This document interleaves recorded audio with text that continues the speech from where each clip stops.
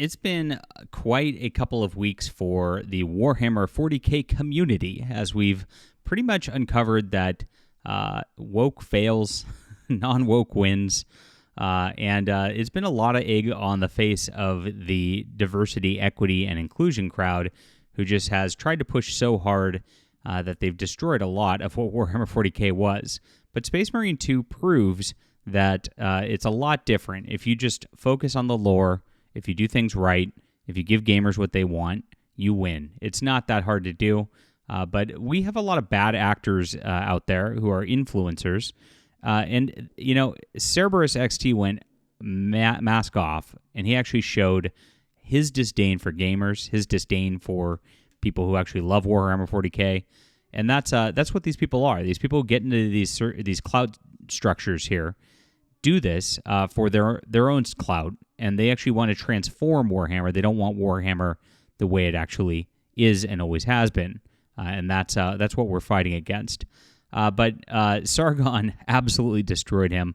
Another W for gamers, and we're going to get into this in just a moment. I wrote this up on my Fandom Pulse Substack yesterday. This is a written news spot. I do at least an article every single day, so make sure to sign up there. It's in the description below, guys. And please hit the like and subscribe button. Join our community here as we talk about all things sci-fi and fantasy.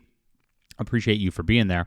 I am a sci-fi author myself. This is my #1 best-selling Justified Saga of the Nano Templar. It is on Kindle, and it's also got an audiobook and paperback. We're working on the audio versions of the next 2 books in the series right now.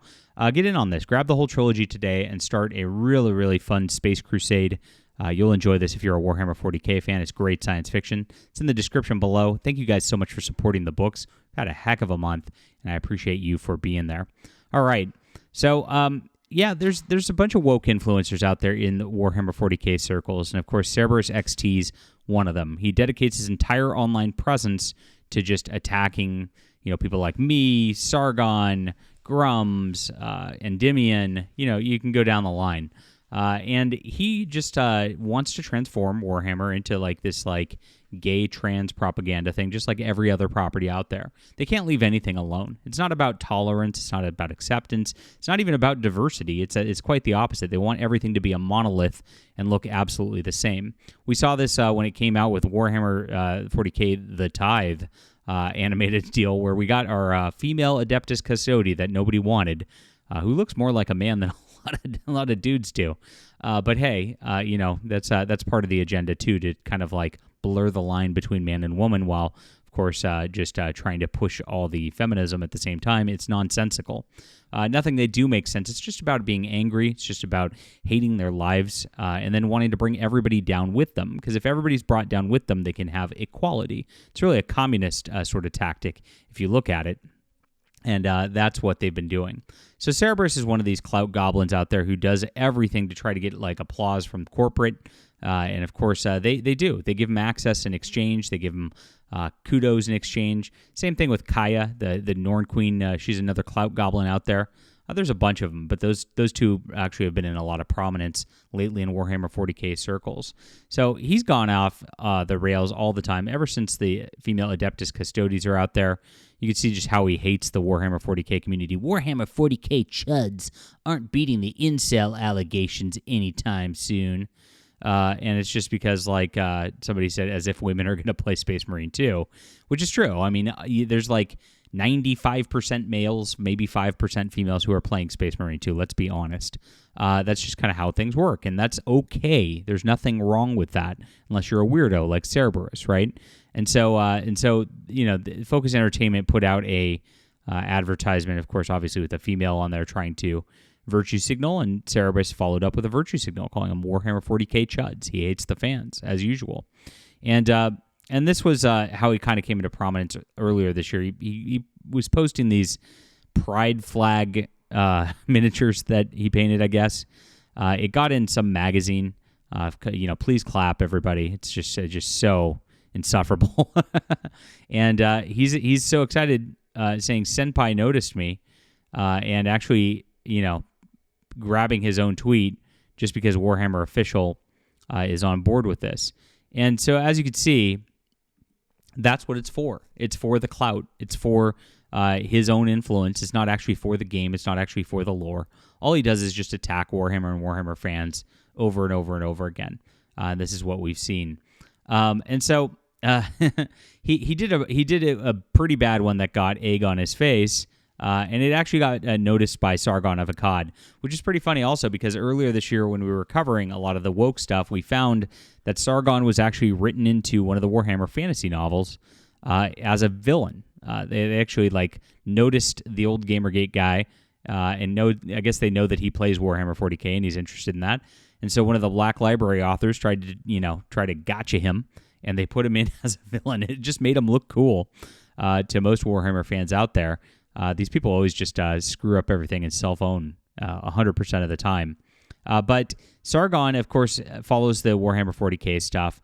And Cerberus posted just this really just disgusting thing again, just attacking Warhammer 40K fans. We saw it, we saw him call them chuds, call them incels. This is what he does. And so here he goes. If Warhammer 40K was real, 99.9% of Space Marine LARPers would actually be that dude. And you see it's a janitor sweeping up the floors, just with his head covered, looking sad and pathetic. And so that's how he views Warhammer 40K fans. I mean, as I said, these people hate you. That's what it's all about. They don't love the hobby. They don't love what Warhammer 40K is. They don't imagine themselves in the heroic roles or anything, fun like that. They only want to bring everybody down and bring them down to their level 100% of the time. And this is exactly what was done here. So Sargon went and just eviscerated him, and this is great. I love this because, and I'll go into this afterwards. But there's nothing dishonorable about being someone who maintains civilization. His work is necessary for us not to live in a shithole. The people who quietly do important but unglamorous work are the unsung heroes of the world. We should appreciate them, not scorn them. And yeah, so this is a double-layered Cerberus entitlement here. Now, I've heard that Cerberus is a trust fund baby who just can sit on the internet all day, and that's kind of his whole deal. I don't know if that's true or not. I don't know anything about the guy. I don't care enough to research into the guy. But it would make sense that he has disdain for just people who actually do work, the blue-collar workers, the people who actually make things function. And we see that a lot with the woke, with the liberals out there, that's what they do. They really hate normal people more than anything. And it's because they could never be a normal person. They could never do any actual work themselves. They could never actually get anything done or anything accomplished or create anything. All they can do is corrupt what other people have created, the work that other people have done.